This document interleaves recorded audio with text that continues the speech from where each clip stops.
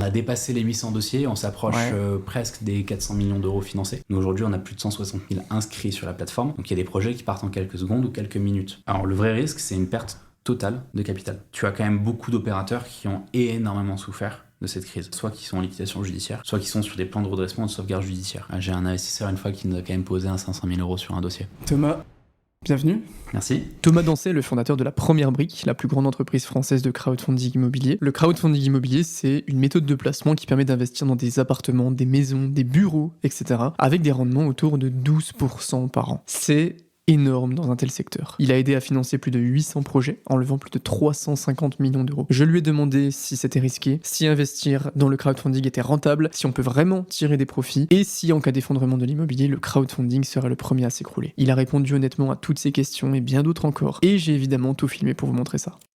Tu es cofondateur de La Première Brique, qui existe depuis maintenant 7 ans, 8 ans. Oui, 7 ans. Ça consiste en quoi ?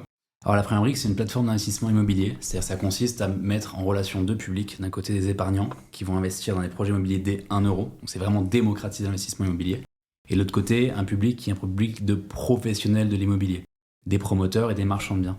L'idée c'était de désintermédier du financement en proposant en fait à ces deux publics qui se connaissent pas, qui sont dans deux mondes qui sont différents, de se rencontrer autour d'un projet commun, et nous on vient organiser cette rencontre et créer la confiance nécessaire à la mise en place du prêt entre l'investisseur particulier qui va prêter de l'épargne et l'opérateur professionnel qui va emprunter cette épargne pour réaliser son projet.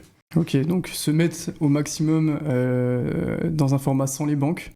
J'arrive, j'ai un projet immobilier, je veux rénover une maison, j'ai besoin de fonds, je viens vous voir, comment ça se passe ? Exactement, alors nous on travaille par contre qu'avec des professionnels immobiliers, c'est-à-dire des marchands de biens, des promoteurs immobiliers. On ne va pas travailler avec des investisseurs particuliers, on ne va pas travailler par exemple avec des SCI ou des personnes qui ont pour but d'acheter leur résidence principale. On est vraiment sur du promoteur, marchand de biens, de la foncière professionnelle. Donc on est sur des opérations avec des volumes un petit peu conséquents. L'idée c'est que la personne vient nous soumettre son projet. Nous on va bien sûr l'auditer, on va rentrer vraiment dans le détail, on va l'analyser, permis de construire, le marché local, les devis travaux, les promesses de vente notariées, on va vraiment aller regarder tous les documents. On va valider la faisabilité de l'opération, on va valider la solidité de l'opérateur, et ensuite on va présenter ce dossier à notre comité d'investisseurs. Ce qui est important de retenir, c'est que les investisseurs choisissent en fait les projets sur lesquels ils veulent investir et les montants. On est accessible dès 1 euro, ça c'était vraiment une valeur fondatrice de l'entreprise, casser complètement les barrières à l'entrée. C'était vraiment rendre accessible l'investissement et notamment l'investissement immobilier, parce qu'il y a plein de gens qui pensent qu'il faut beaucoup d'argent pour commencer à investir, et notamment en immobilier. Donc c'était prendre le contre-courant de cette pensée-là. Et l'idée, c'est justement d'assurer cette rencontre-là entre les deux puits, comme je le disais tout à l'heure, et de venir créer la confiance dans un domaine qui est très technique. Parce qu'une promotion immobilière, c'est vraiment très compliqué, il y a beaucoup de notions juridiques. Donc forcément, on a aussi un gros travail de pédagogie, jusqu'à la mise en ligne du projet sur la plateforme, la réponse aux questions que les investisseurs peuvent se poser avant d'investir, et c'est normal, et ensuite le suivi de l'opération jusqu'à son débouclage et le remboursement des investisseurs. Donc on assure vraiment cette mission-là. Donc on a toute une partie de l'entreprise et forcément des équipes qui travaillent avec des professionnels immobiliers, et une autre partie qui va travailler avec les investisseurs. Et l'idée, c'est de créer cette rencontre avec un discours qui doit être pédagogique. C'est aussi mêler l'investissement avec l'apprentissage. On essaie un petit peu d'accompagner les investisseurs pour se former sur des notions qui sont des notions pas forcément évidentes, et d'autres qui sont des notions en fait la vie courante. Je prends un exemple, c'est l'hypothèque. Tout le monde a joué au Monopoly, tout le monde connaît l'hypothèque. Ouais. Peu savent comment ça marche réellement une hypothèque, une inscription, une activation d'hypothèque, tout ça. Donc c'est utiliser des notions qui sont nos notions de l'achat, la vente, les travaux, mais concrètement dans la vraie vie comment ça se passe. Là c'est aussi à nous d'embarquer l'investisseur pour découvrir ce monde-là. Et pour le rendre le plus facile possible, je l'ai vu par exemple en faisant un petit tour de vos bureaux, qu'il y a beaucoup de gens qui travaillent dans tout ce qui est régulation, compliance, contrat. C'est pour toi le point essentiel de La Première Brique. Vous mettez en contact les deux parties prenantes d'une affaire. Et vous, derrière, vous êtes un peu le motif de transparence et de sécurité et de régulation qui vient associer un peu les deux. On est le point de rencontre, donc comme toute plateforme d'intermédiation, on peut prendre Uber, on peut prendre ce qu'on veut, on est un point de rencontre entre ces deux publics. Donc forcément, à nous d'encadrer déjà juridiquement cette rencontre, de cadrer les choses, et aussi de créer l'environnement technologique qui permettent cette rencontre et qui permettent, sachant que nous on a bien sûr des sujets de transactions, de flux financiers, d'investir en toute confiance. On est bien évidemment une entreprise réglementée par l'autorité des marchés financiers, ça c'est important de le rappeler. C'est aussi pour ça qu'on va aller demander des informations sur les investisseurs, les pièces d'identité, les informations bancaires. Tous les flux passent par des comptes séquestres nominatifs. Chaque investisseur a un compte séquestre qui lui appartient. Ouais. Donc les fonds ne sont pas chez nous, ils sont chez un prestataire de services de paiement qui est une entité réglementée, elle, par la Banque de France. Mais par an, c'est des dizaines et des dizaines de millions d'euros qui transitent sur ces comptes séquestres. Donc on a aussi besoin d'avoir un environnement technologique qui est très robuste, parce qu'on manie des données personnelles, on manie des fonds d'investisseurs, et forcément là-dessus, on n'a pas le droit à l'erreur. Ouais, surtout en France. Surtout en France. On l'a pas utilisé le mot, mais on l'a expliqué un petit peu, la notion de crowdfunding immobilier. Ouais. Est-ce que tu peux expliquer ça à quelqu'un qui est vraiment débutant sur la notion ? En quoi ça consiste et pourquoi c'est si intéressant par rapport à d'autres formats ? Bien sûr. Alors déjà, le crowdfunding, si on le met en français, c'est le financement participatif. Donc financement participatif, la notion elle est simple, c'est regrouper plusieurs individus pour financer un projet en commun. C'est de dire que sur un projet où on a besoin, nous il y a des projets par exemple où il y a eu plus de 10 000 investisseurs qui sont positionnés sur un même projet. C'est la somme de ces 10 000 épargnants qui a permis de financer ce gros projet. Et donc le financement participatif, c'est financer à plusieurs un projet déterminé. En immobilier, c'est le financement participatif, donc financement collectif par une masse d'investisseurs qui permet de financer typiquement l'achat, la mise en travaux et la revente d'un immeuble. Vous êtes à combien là de financement depuis le début, de collecte depuis le début de la première brique ? Depuis le début de la première brique, alors on a dépassé les 800 dossiers, on s'approche presque des 400 millions d'euros financés. Sachant que forcément, c'est des chiffres aussi qui varient de mois en mois. Nous, ce qu'on regarde beaucoup, c'est le nombre de dossiers financés, le nombre de dossiers remboursés. On suit beaucoup ces indicateurs-là, sachant que ce sont des statistiques qui sont complètement publiques. On a sur le site des indicateurs de performance qui sont partagés, publics et mis à jour régulièrement. Encore une fois, on est une entreprise qui est réglementée, donc même sur la communication financière, on ne fait pas ce qu'on veut. Même quand on doit faire des communications promotionnelles, bien évidemment, c'est les choses toutes bêtes, mais c'est les messages de prévention, parce que oui, ça reste de l'investissement, donc il y a du risque, et je sais qu'on va en parler. Mais voilà, on a financé quand même beaucoup d'opérations, ce qui permet d'avoir une vision aussi du marché immobilier assez exhaustive partout en France. On a été aussi financé des choses dans les dom-toms, en Corse. On n'a jamais fait de projet à l'étranger pour l'instant, c'est quelque chose qu'on envisage pour la suite, parce que notre agrément nous permettrait de faire des choses en Europe. Donc on commence à regarder un petit peu des pistes sur des pays européens où il y a un marché immobilier qui est intéressant. Je pense par exemple à la Belgique, l'Italie, l'Espagne. Voilà. Donc, pour l'instant, on n'a pas encore fait de projet à l'international, mais ça fait partie des axes de développement qu'on a un peu en tête. Ok, donc là, je suis un investisseur, j'ai mes 500 € par mois à mettre dans du crowdfunding immobilier. J'arrive sur la première brique, sur la plateforme. Prends-moi avec moi dans l'aventure. Qu'est-ce qui se passe ?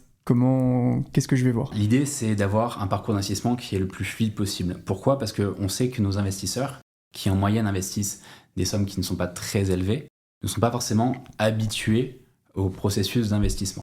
En plus, il y a aussi un biais cognitif à ne pas oublier, c'est qu'on est sur un investissement 100% digital. Et donc, la base de la finance, c'est la confiance. Et quand tu fais du 100% digital, tu n'as pas ce relationnel humain que tu peux avoir, par exemple, quand tu vas le samedi matin à ton agence bancaire, où c'est physique, tu as un local, tu as un individu en face de toi. Donc nous, on a aussi ce biais du digital, on doit créer la confiance. Donc c'est notamment pour ça, par exemple, qu'il faut investir que sur les plateformes qui sont réglementées par l'autorité des marchés financiers. Il y a les listes qui sont publiques en ligne. Il faut faire attention aux offres qui sortent un peu de ces cadres-là, bien sûr. L'idée, donc, c'est d'accompagner l'investisseur sur son onboarding, sur l'accès à la plateforme. L'accès à la plateforme, il va se faire avec la création d'un compte de façon classique et la fourniture de pas mal d'informations. Encore une fois, c'est pas pour revendre les données à l'étranger, c'est surtout pour protéger l'investisseur. On va chercher à qualifier l'investisseur et à qualifier son profil d'investissement pour fixer notamment des limites. Après, on va collecter des informations personnelles. Pourquoi ? Parce que quand on est un établissement financier, on est aussi soumis à toutes les réglementations sur la lutte contre le blanchiment d'argent et le financement du terrorisme. Donc ça, c'est pareil, c'est aussi pour ça qu'on va collecter certaines informations. Puis c'est aussi pour protéger et verrouiller les comptes qu'on va collecter des informations.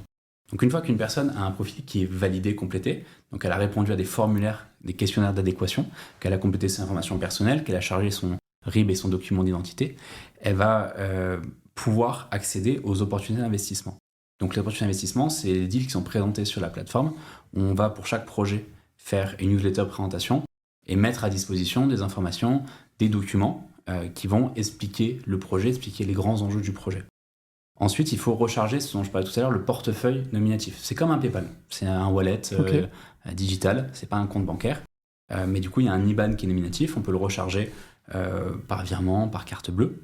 Et du coup, une fois qu'on a ce portefeuille-là qui est rechargé, on va pouvoir aller investir sur les projets. Et là, on choisit les projets dans lesquels on investit ou non. Et surtout, on choisit les montants à mettre en face. Petite innovation qu'on a apportée il y a quelques mois, on a mis en place des robots d'investissement pour pouvoir paramétrer automatiquement les typologies de projets qui nous plaisent bien et qu'un robot investisse pour nous. Parce que l'enjeu du crowdfunding, c'est que, comme je disais, c'est financement par la masse. Nous, aujourd'hui, on a plus de 160 000 inscrits sur la plateforme. Donc, il y a des projets qui partent en quelques secondes ou quelques minutes. Donc, l'idée des robots, c'était justement d'éviter le côté ce projet me plaît bien, mais en fait, demain, à 12h00, je ne suis pas dispo. Et du coup, je me paramètre mon robot pour investir à ma place. Et après, bien sûr, je valide l'investissement, mais il y a un modèle de robot. Et tu peux mettre quoi comme critère? Par exemple, la taille, le Tu peux mettre des montant critères sur déjà le taux d'intérêt, c'est la rémunération que tu vas percevoir. Des critères sur la typologie d'opération. Est-ce qu'on est sur une opération de marchand de biens? Est-ce qu'on est sur une opération de promotion immobilière? Tu peux mettre des critères aussi sur les garanties qu'il y a en face. Est-ce qu'on a une hypothèque de premier rang? Oui, non. Est-ce qu'on a une fiducie sur titre? Est-ce qu'on a un package de garanties? Parce que chaque projet, on va faire un package de sûreté, ce qu'on appelle des garanties qui vont venir englober la dette. Voilà, donc c'est ces paramètres-là que tu vas pouvoir faire. Tu peux aussi mettre des sujets par rapport à il y a des gens qui investissent beaucoup par rapport à des affinités géographiques. Le meilleur exemple, c'est un des tout premiers projets qu'on a lancé, qui était des jardins potagers partagés dans le Var, à côté de Hyères, sur la presqu'île de Hyères. Et en fait, il y avait un investisseur qui m'avait dit, mais moi, quand j'étais gamin, je passais devant cette route pour aller dans un camping qui est juste après. Et donc, j'ai ce côté affect. Et sachant que l'avantage de l'immobilier aussi, c'est que comme derrière, il y a toujours un projet qui est, lui, physique, c'est là on revient sur la rencontre du monde digital et du monde physique. À la fin, on va financer un immeuble. Cet immeuble, il a une adresse précise, il existe. Et donc, du coup, tu vas avoir ce côté... nous, des fois, il y a des investisseurs qui nous envoient des photos parce qu'ils passent devant un projet, genre le matin pour aller au boulot, ou parce que, tiens, je passais en telle ville, j'ai investi en telle ville, j'ai pris une photo de l'immeuble. Voilà. Et c'est là où c'est assez sympa parce que l'immobilier reste quand même quelque chose de très vivant et surtout de très, très parlant, c'est du concret l'immobilier. Des jardins potagers partagés, wow, vous êtes allé chercher loin, trop bien. Et justement, il n'y a pas que des appartements et des maisons. Non. Du coup, vous avez quoi comme autre type de bien un petit peu original comme ça? Alors, on a fait des hôtels. On a fait de la résidence service, donc résidence senior par exemple. On a fait un petit peu de résidence étudiante. On va avoir fait des chalets d'ultra luxe à la montagne, des villas d'ultra luxe sur la côte d'Azur ou sur la côte atlantique, des immeubles bien évidemment, des terrains aussi, des terrains à bâtir. On a fait aussi du financement un peu plus technique, mais de fonds de commerce. C'est-à-dire que là, on ne vient pas financer l'actif immobilier en tant que tel, mais le fonds de commerce qui est exploité dedans, par exemple sur des suites en location courte durée très haut de gamme parisienne, où là il n'y avait pas de détention des murs, donc en fait on venait financer le fonds de commerce qui était exploité dedans. Et après on a failli financer une péniche, parce qu'une péniche en fait on peut prendre une hypothèque sur une péniche, c'est une hypothèque fluviale, on en découvre aussi tous les jours. Comme projet super original, je pense que déjà ça c'est pas mal.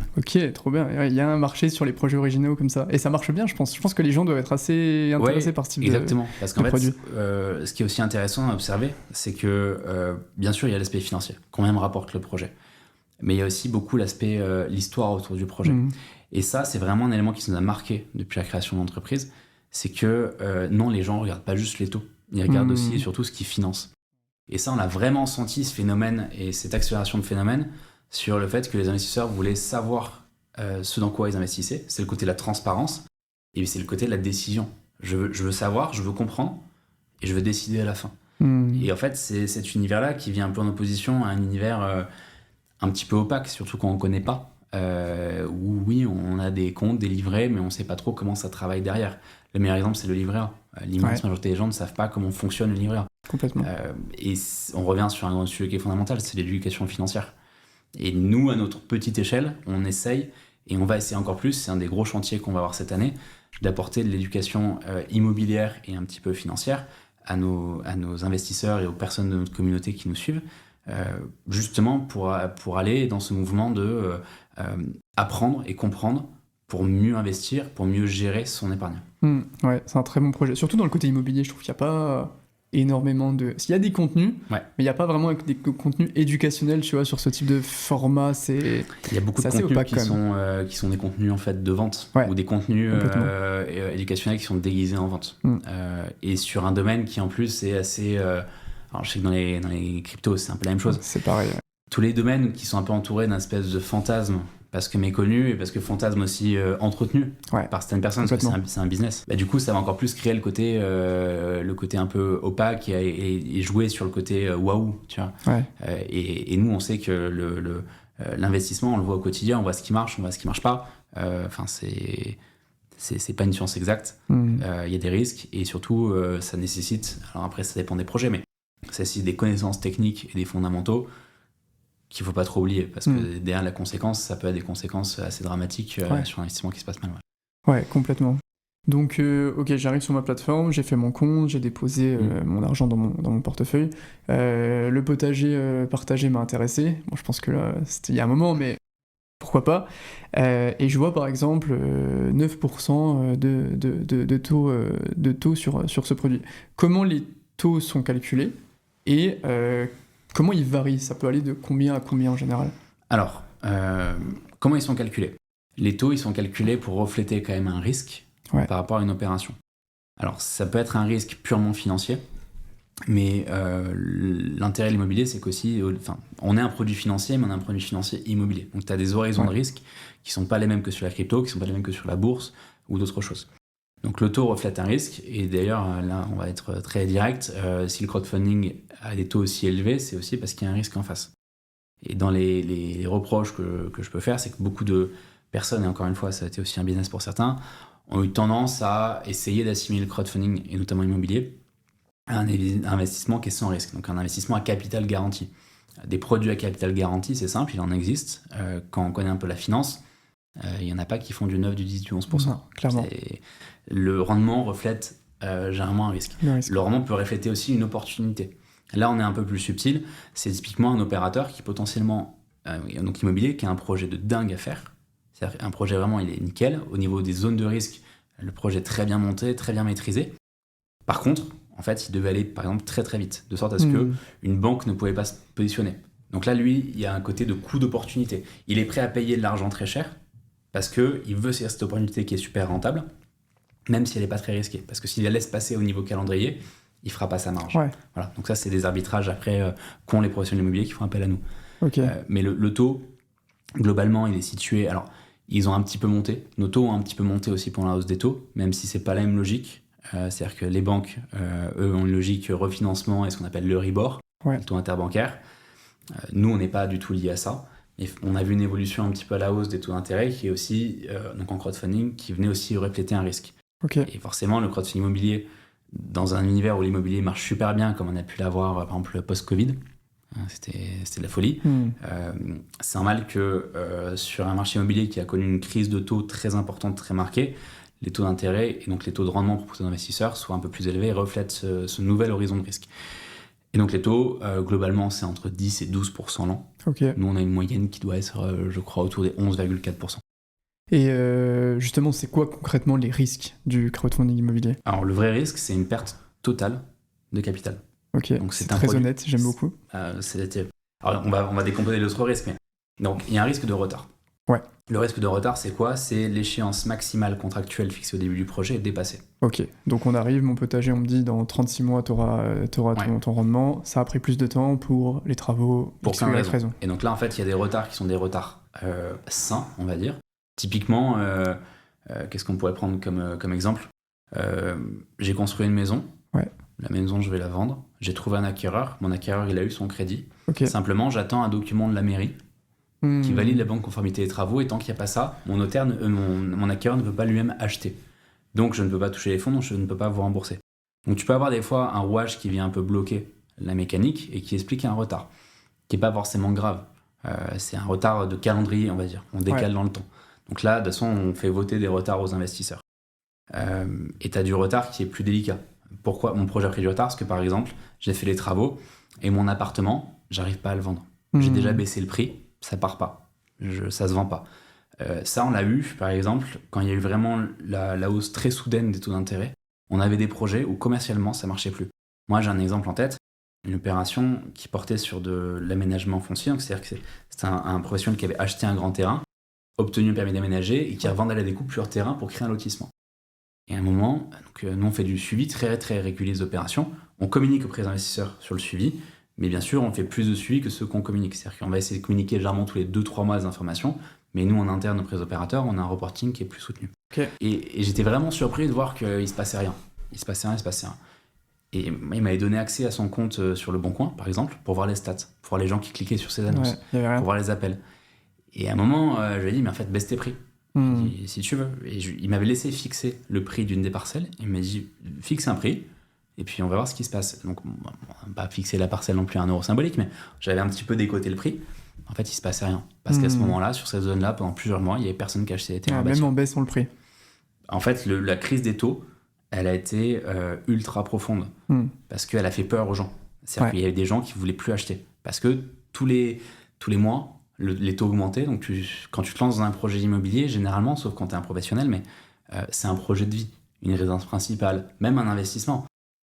Quand tu es professionnel, tu es 15, 20, 30 fois par an chez le notaire. D'ailleurs, souvent, tu n'y es pas parce que tu fais une procuration. Donc, c'est pas le même acte qu'un couple lambda, par exemple, qui va acheter une nouvelle résidence principale parce qu'il attend un enfant. C'est déjà dans un parcours de vie d'un couple, d'un particulier, c'est des éléments ultra marquants. Même si tu bouges un peu, des résidences principales dans ta vie, tu vas pas en avoir 20, normalement, dont t'es propriétaire en tout cas. Donc, t'avais ce côté un peu psychose et peur, et c'est normal, parce que aussi pareil, tous les médias parlaient de la hausse des taux. Et ensuite, t'avais aussi un effet mécanique. Ta hausse des taux, toi, si tes salaires, si ton revenu en fait n'augmente pas, ça compresse ton pouvoir d'achat immobilier. Je reprends l'exemple de ce couple qui attend un heureux événement. Tu as besoin d'acheter plus grand pour avoir une chambre en plus pour le petit.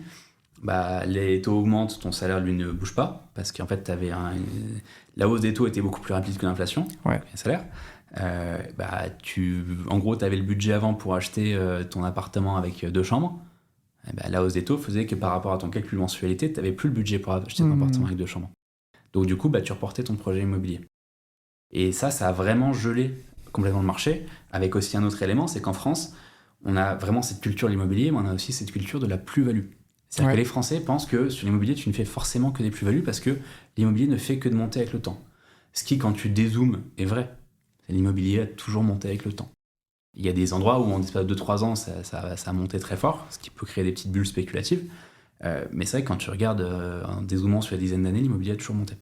Et là, on revient sur la notion de l'inflation. Tu vois. Ça augmente parce que c'est normal, et ça augmente parce que si des fois, tu as des vraies demandes. Mais du coup, tu as ce côté, je suis propriétaire de ma maison, je dois vendre. Enfin, je veux vendre parce que je déménage, parce que plein de choses. En fait, quand j'arrive sur un marché qui est un peu gelé, où il n'y a plus trop d'acheteurs, forcément, le prix baisse. Et du coup, je me retrouve dans une situation où je vais devoir faire une moins-value. Mais cette maison, je l'ai achetée il y a 3-4 ans. Et là, je vais devoir perdre 100 000 euros. Mais en fait, intellectuellement, c'est très compliqué. C'est accepté. Et donc après, c'est simple. C'est toujours le même facteur. C'est le temps. Accepter la moins-value de 100 000, est compliqué à avaler. Maintenant, si jamais je dois déménager parce que je prends un nouveau job à 200 km, à un moment, il faut que j'aille vivre là-bas. Donc, je laisse traîner. Et puis à un moment, il faut bien que je vende. Donc, ce qui est aussi intéressant à voir, c'est les effets sur les prix et c'est les volumes de transactions. On a connu un peu ce qu'on a connu en 2008 à un moment. C'est-à-dire que t'as plus de transactions, le marché est gelé.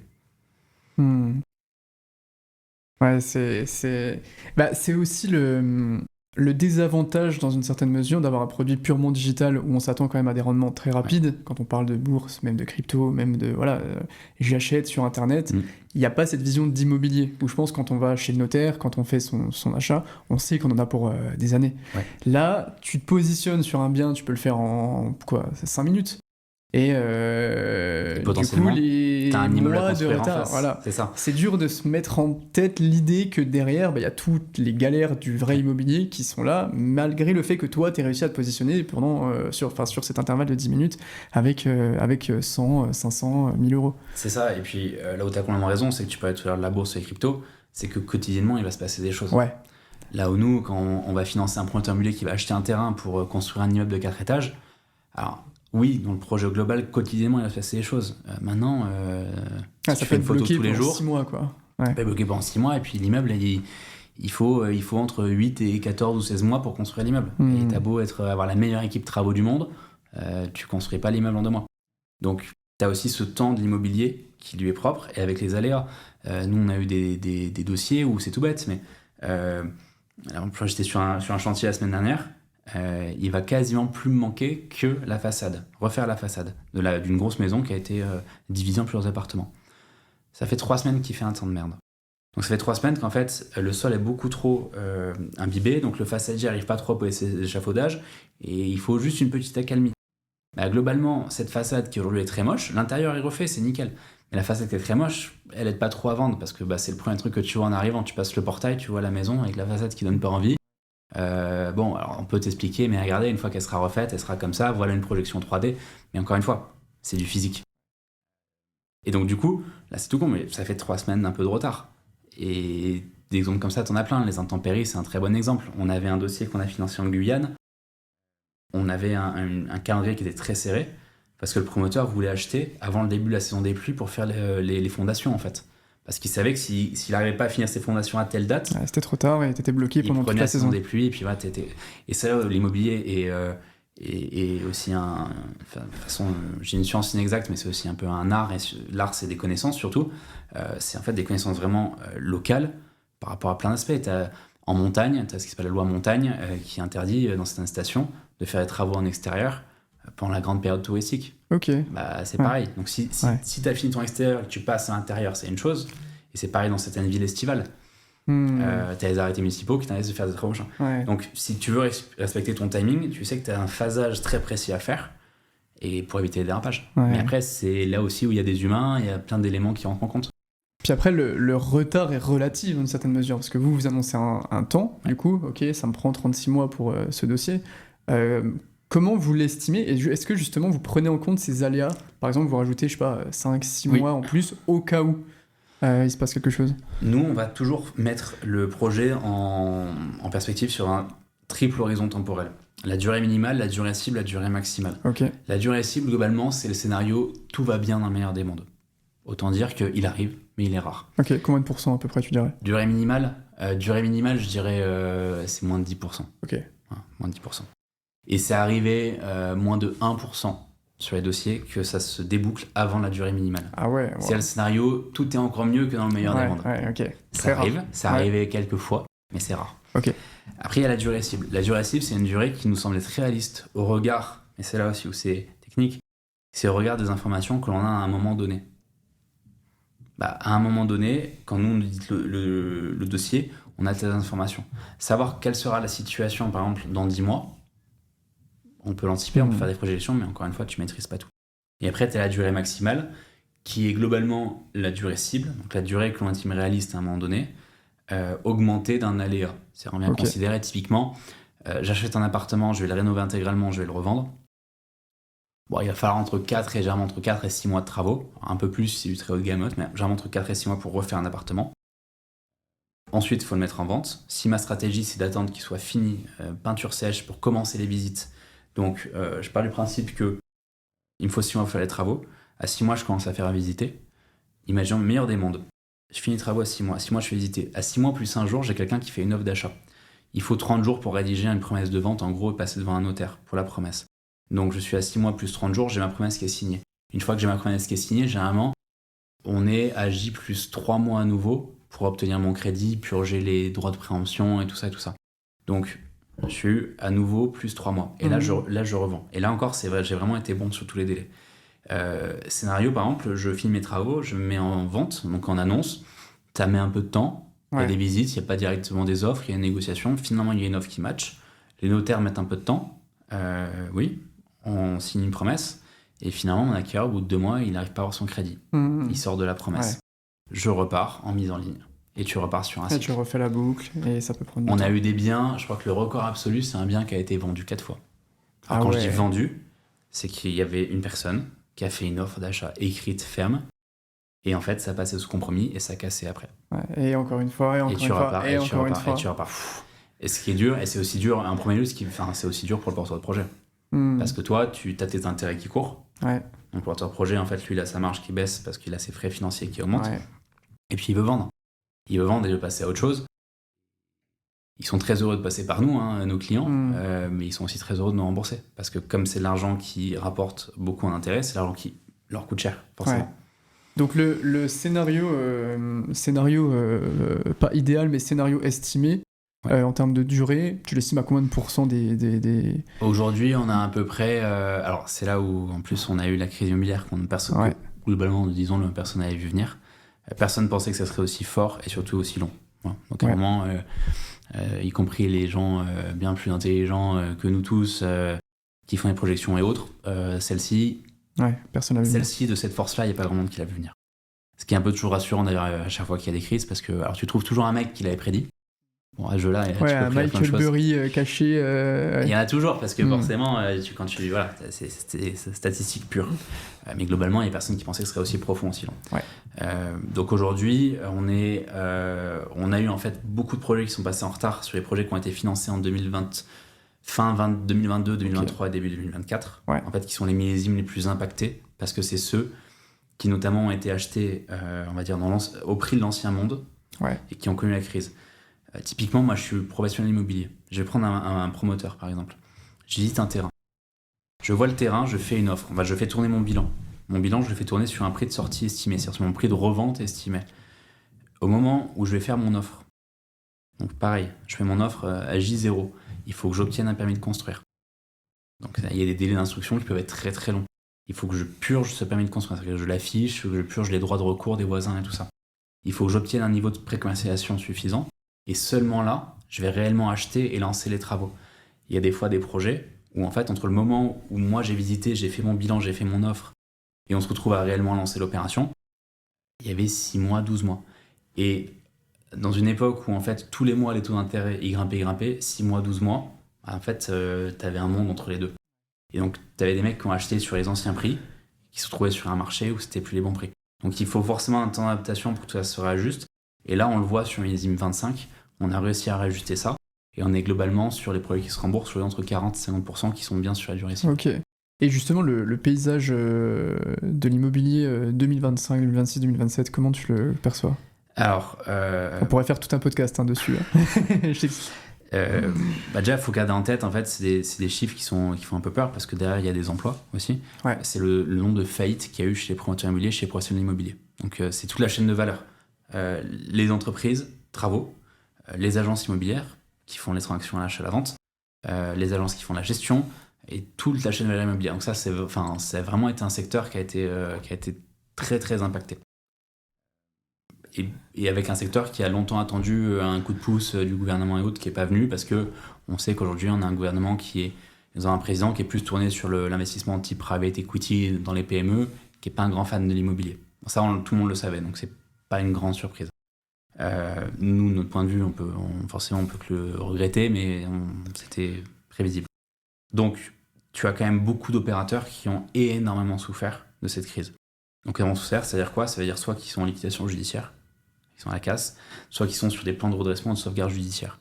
Donc c'est des plans qui te permettent d'apurer ton passif, tes dettes, en les étalant sur plusieurs années, des fois en abandonnant une partie de la dette, pour ressortir la tête de l'eau. Mais après, forcément, contrario, qui dit changement de cycle, dit aussi qu'il y a plein d'opérateurs, ceux qui ont à la fois bien traversé la crise parce qu'ils n'avaient plus de stock, ils avaient tout vendu avant, soit ceux qui se sont lancés, qui arrivent en fait avec un vrai avantage concurrentiel. C'est qu'ils n'ont pas de dette, ils n'ont pas de stock un peu compliqué au passif de leur société, au bilan de leur société.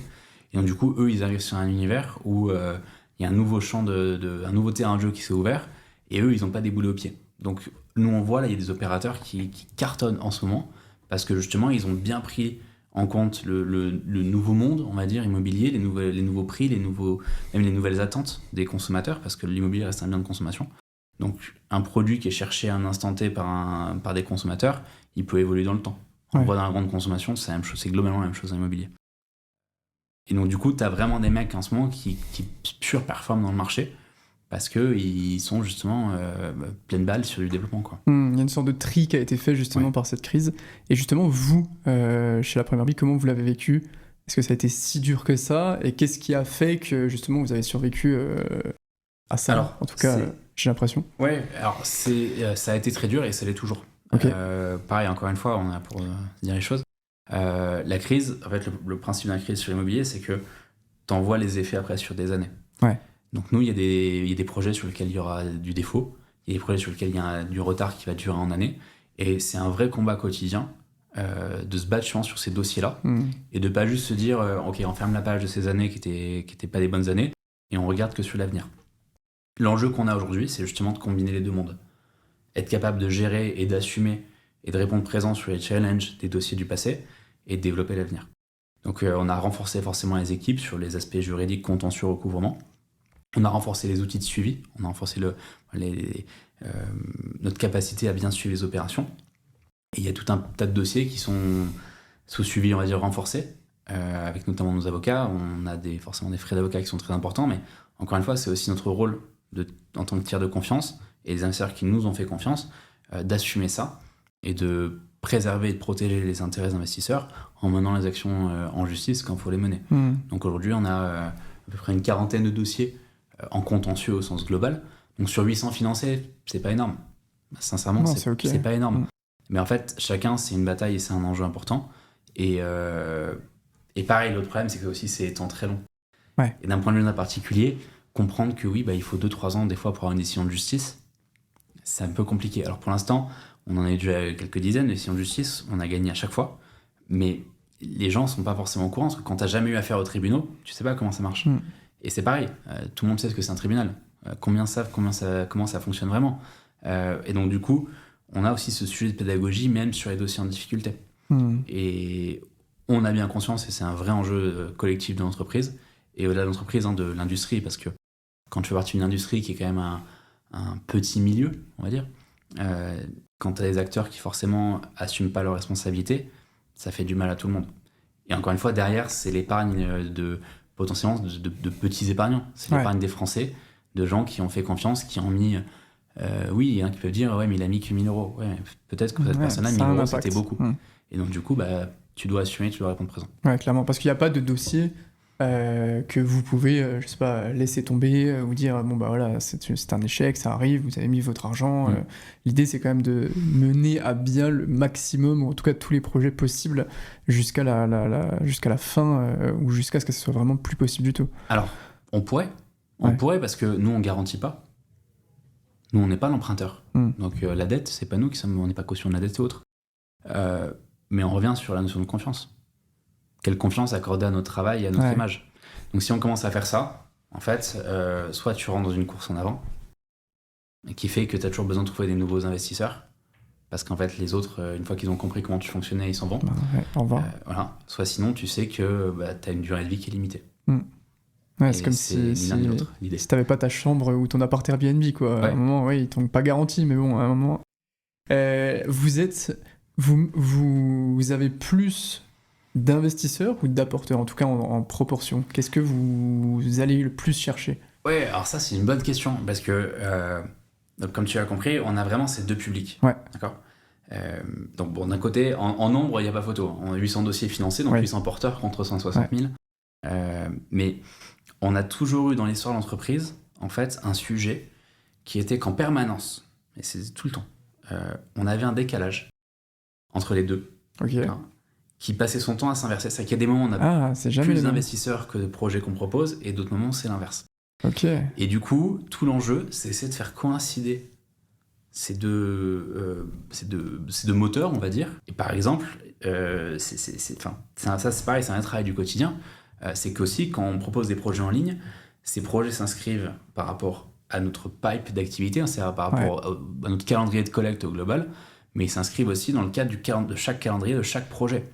À un moment, quand le marchand de biens il fait appel à nous, qui doit être chez le notaire le 30 mars avec les fonds, on ne peut pas lancer la collecte le 25 mars. Donc il va falloir qu'on le calibre. Mais en fait, c'est un gros projet, on va lancer là, mais il y a un autre gros projet 2 jours avant. Est-ce qu'ils ne vont pas un peu se faire concurrence? Et du coup, est-ce que voilà. Donc ça, c'est pareil, c'est des enjeux d'ajustement quotidien. Mais dans l'histoire, on a toujours passé notre temps à avoir un moment besoin de plus d'investisseurs, besoin de plus de projets. Et c'est comme ça. En fait, au moment où tu l'acceptes, ça devient un fonctionnement, un mode de fonctionnement. Ok, c'est hyper marrant ça. Bien jauger les deux publics. Et bien suivre les indicateurs, notamment les indicateurs de remboursement. Parce que oui, il y a forcément un gros système de réemploi. Je reçois un remboursement total ou partiel sur un projet, je vais le réinvestir en tout ou partie sur une nouvelle opération. Donc on suit aussi beaucoup ces sujets-là. Et tu dirais que c'est cyclique en fonction des conditions de marché, ou c'est un peu aléatoire la balance que vous pouvez avoir? Alors, sur les projets, il y a une certaine saisonnalité. Ouais. C'est-à-dire que t'as des moments qui sont des énormes phases de rush. Ouais. Alors, c'est un peu toujours les mêmes. Généralement, c'est avant les vacances d'été. Ok. T'en as une petite avant le mois de mai. Parce que le mois de mai, avec les ponts, on va pas se mentir qu'en France, il y a pas mal de domaines qui s'arrêtent. T'as ça, t'as avant l'été. Ouais. Donc, généralement jusqu'à mi-juillet. Et après, t'as le fameux avant Noël. Ouais. Alors, le avant Noël, c'est presque le plus marqué parce que t'as les enjeux fiscaux souvent. C'est-à-dire que les deals ne sont pas closés avant Noël, ils sont achetés généralement sur l'année d'après. Et t'as des gens qui veulent acheter, qui doivent acheter ou vendre, d'ailleurs, pour des raisons fiscales, avant le 31-12. Mais du coup, on a souvent ce sujet-là, c'est avant les ponts de mai, avant l'été, où les gens veulent tous partir en vacances l'esprit tranquille et avoir bouclé un maximum de dossiers. Ce qui fait que, comme c'est jamais le cas, et que t'as plein de trucs qui dérapent, à la rentrée, t'as aussi une grosse période d'activité, où tu récupères tous les trucs de l'été qui n'ont pas été faits. Même chose pour janvier. En fait, en janvier, tu sais que tu te fais ouvrir parce que t'as tous les deals de décembre qui n'ont pas pu être closés avant décembre. Du coup, qui manquent plus en janvier. Ok. Voilà. Donc ça, c'est un peu les typiques d'activités rigolos à gérer. Ok. Et bon, je pense que ça doit varier, mais sur 2025, par exemple, vous avez eu combien d'apporteurs? Combien vous en avez validé? Et c'était quoi les critères un petit peu pour valider les projets? Alors, c'est quoi les critères? Ça, c'est une statistique qu'on suit, mais qu'on ne suit pas précisément. Je vais te dire pourquoi. C'est parce qu'on reçoit des dossiers de plein de canaux différents. Donc, on peut faire une demande officielle sur le site internet, on reçoit les choses après par mail, par WhatsApp, sur LinkedIn, sur Facebook, des gens qui nous appellent.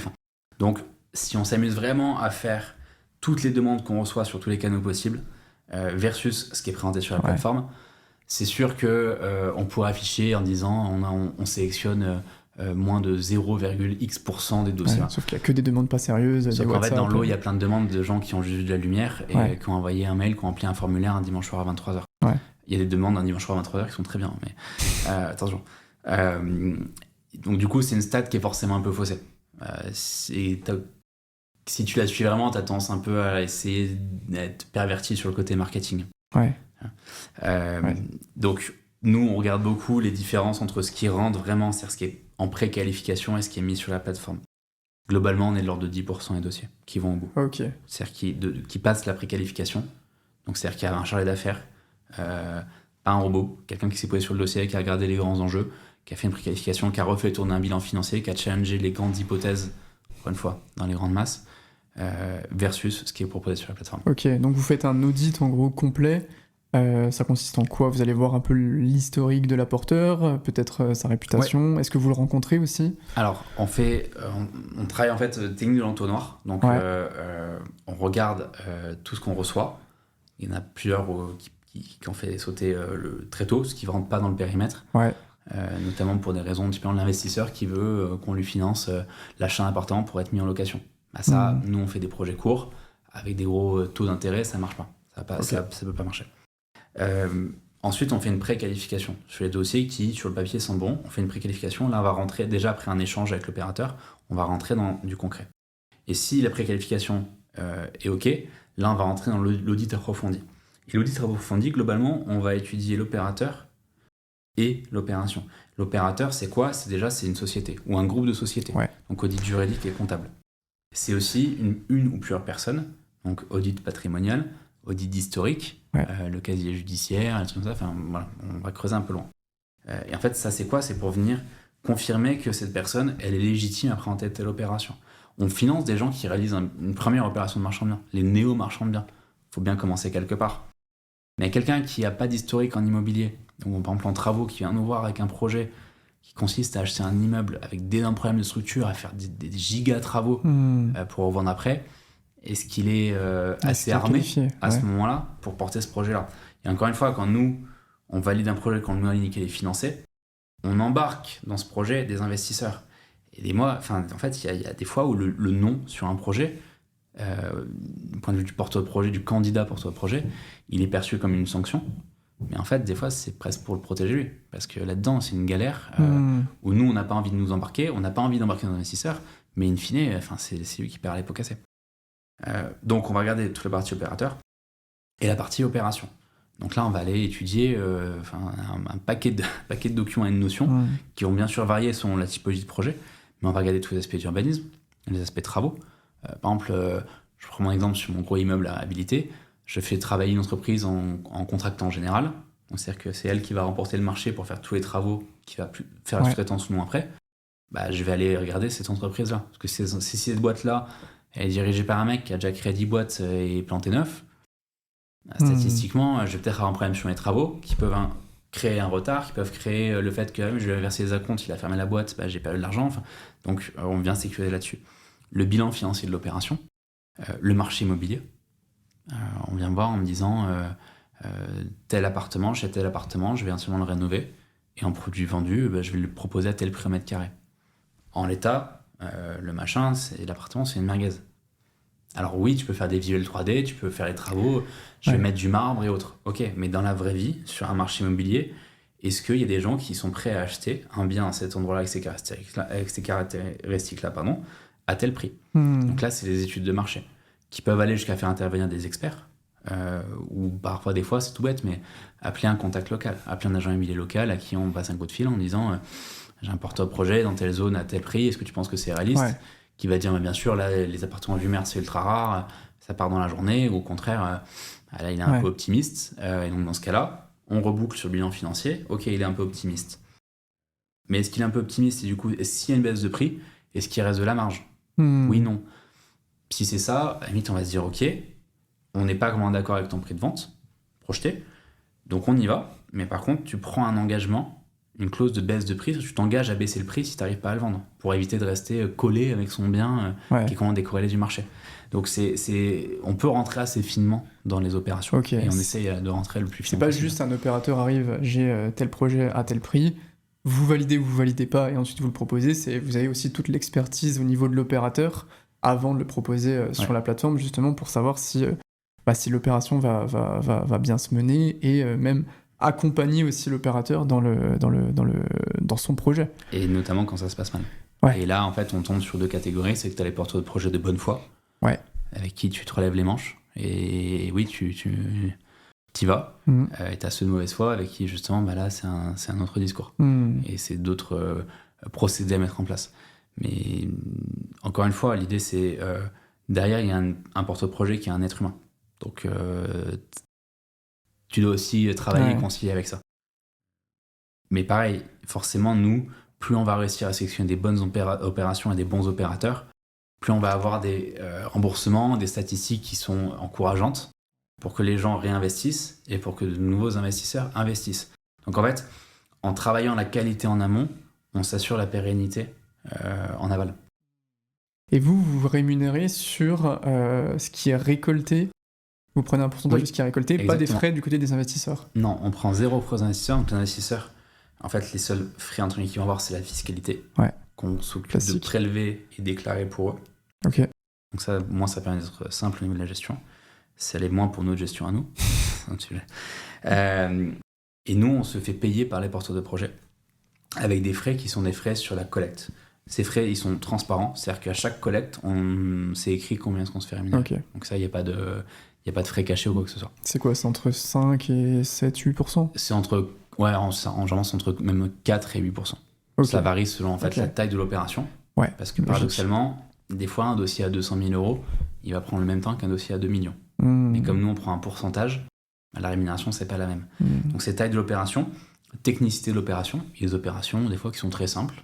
Des opérations qui, au contraire, sont très, très complexes, très longues à auditer. Et bien sûr, après, la récurrence d'opérations qu'on peut avoir avec un porteur de projet. T'as des exemples de belles opérations dont vous êtes fiers, ou genre des projets qui étaient peut-être à la base compliqués, dans lesquels vous avez vraiment... ça a été une belle réussite, ou qui se sont vendus très vite, ou qui ont mis du temps, mais au final qui se sont dégoupillés correctement. Ouais, il y en a qui t'ont marqué. Ouais, il y en a un paquet. Sur les 800 financés, en fait, c'était un paquet d'histoires. Donc, tu as des opérateurs qui te marquent. Moi, je pense par exemple à une personne qui était... alors, je sais que je cite assez souvent cet exemple, mais en fait, il est assez parlant. C'est une personne qui était fichée, intérêt de Banque de France. Okay. Parce qu'elle avait un ex-compagnon qui avait fait des chèques en blanc à son nom, et voilà, bref. Mais qui arrive avec cette histoire, et qui arrive en toute transparence, en expliquant sa situation. Et qui arrive avec une envie, vraiment, la vraie envie, quoi. Et donc là, c'est un pari, c'est que soit tu dis, en fait non, tu rentres pas dans la case, voilà, soit tu dis, ok, je vais creuser. Et un des gros éléments qui nous différencie justement de beaucoup d'autres financeurs au sens large, c'est que oui, on a des cases, mais on sait qu'en fait les cases elles doivent être mouvantes, on va dire. Donc il y a des cases qui sont non négociables, elles sont rigides, mais qu'il faut savoir en fait rentrer dans l'histoire, rentrer dans un historique d'une personne et même rentrer dans un projet. Et pas juste s'arrêter à une première impression. Donc du coup, cette personne qui globalement s'était fait fermer les portes de toutes les banques est venue nous voir et vraiment nous a convaincus et on a décidé d'y aller. Et on y allait et ça a été mené, son opération menée, mais vraiment d'une main de maître. Une opération très très bien déroulée, très bien exécutée. C'était quoi, une maison ?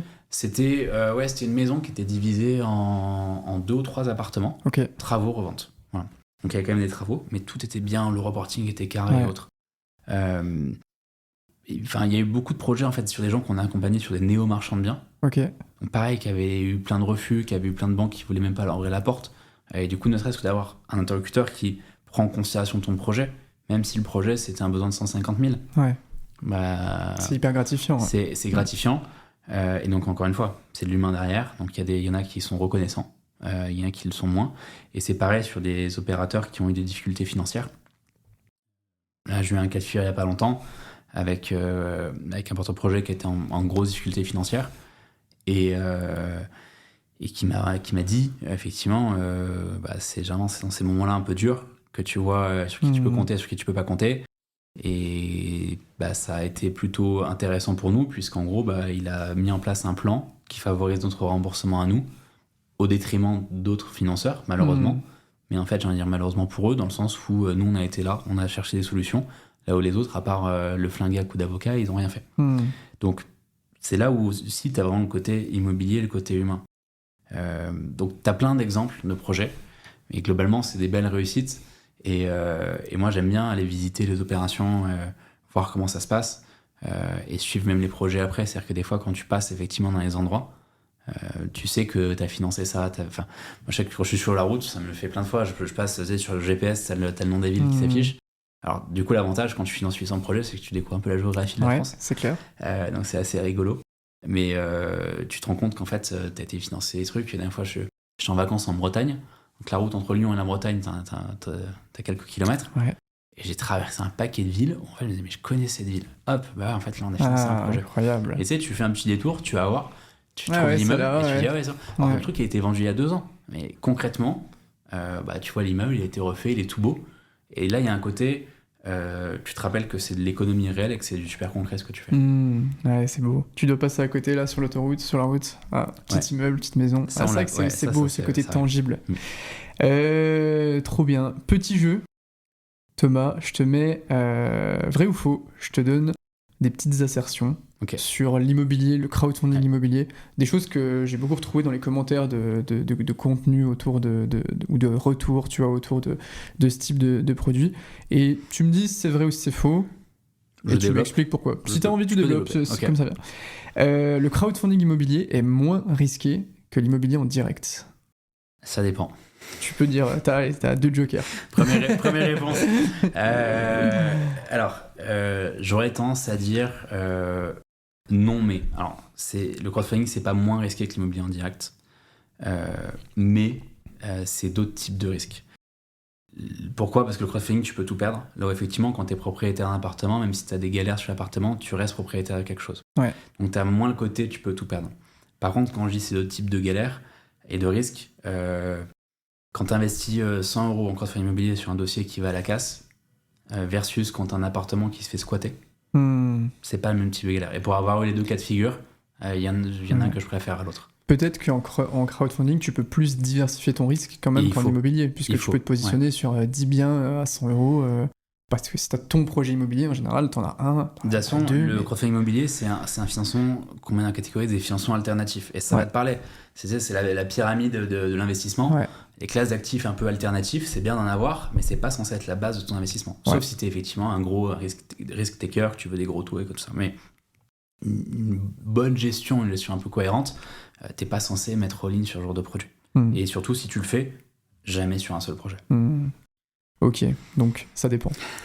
Un rendement à 10-12% en immobilier cache forcément un problème. Non, c'est pas vrai.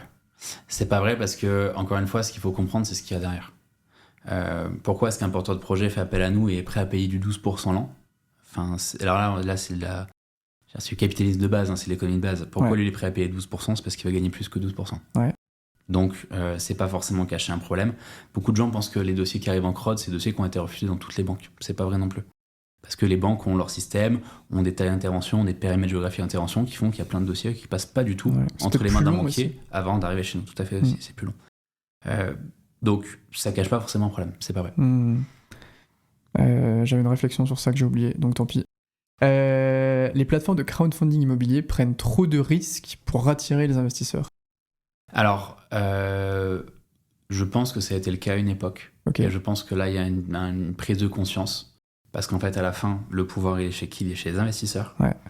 Et donc, quand les investisseurs décident de ne plus investir sur une plateforme, c'est simple, hein, c'est soit tu réadaptes ta stratégie et tu l'entends, et c'est mieux de l'entendre avant que ça arrive de façon de te remarquer, parce que sinon, c'est la faillite de ta société. Ouais. Et malheureusement, il y a des acteurs qui sont en difficulté à cause de ça.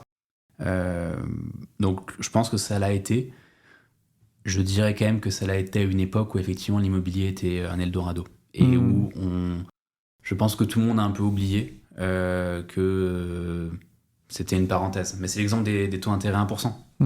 Tu t'habitues vite à ça. Mais en fait, clairement. quand tu prends, encore une fois, tu dézoomes, c'est anormal. Ouais. Mais quand t'es dedans, t'y penses plus forcément. Les taux étaient 1%, les gens empruntaient 1%. Et quand on te disait, si on t'avait dit dans 2-3 ans, tu vas emprunter à 4, ouais, c'est ça. Quel Eldorado. Ma génération, je sais pas quel âge t'as, mais j'ai 26 ans. Le nombre de gens de mon âge qui voulaient faire leurs études en immobilier ou qui rejoignent papa-maman en agent immobilier, quand j'avais 22, c'était fou. En cas de crise immobilière, le crowdfunding sera le premier à tomber. Alors, j'aurais tendance à dire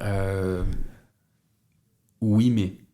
Donc, dans le sens, je t'ai dit un non, mais tout à l'heure, là, c'est un oui, mais.